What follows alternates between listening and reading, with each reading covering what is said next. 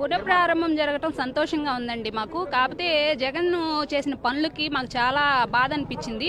రావడంతో ప్రజావేదిక కూల్చడం గాని, తర్వాత ఆయన చేసిన ప్రతి ఒక్కటి కూడాను మాకు బాధాకరమే మిగిల్చింది. కాకపోతే ఇప్పుడు కూటమి ప్రభుత్వం వచ్చిన దగ్గర నుంచి మాకు అన్ని బాగానే జరుగుతున్నాయి. ఇప్పుడు మాకు శంకుస్థాపన చేయటం కూడా మాకు చాలా సంతోషంగా ఉంది. మా పిల్లల భవిష్యత్తుకి మళ్ళీ మంచి మార్గం మాకు వచ్చిందని మేము అనుకుంటున్నామండి. మేము గుళ్ళకు వెళ్తున్నా ఆపేశారు, కనీసం గుళ్ళకు కూడా వెళ్ళనివ్వలేదు, అరాచకాలు చేశారండి.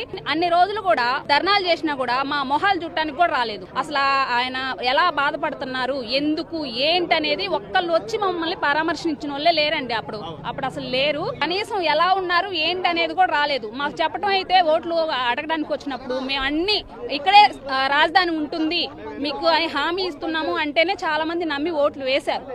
మమ్మల్ని అందరినీ నమ్మించి మోసం చేశారు. అవును, భూములు ఇచ్చాము. అవును, చాలా మంది ప్రాణత్యాగం చేశారు దానికోసం. అందుకని ఇప్పుడు మాకు మంచి జరగబోతుంది. ఇప్పుడు మంచి జరిగిద్దని మేము ఆశిస్తున్నాం అండి.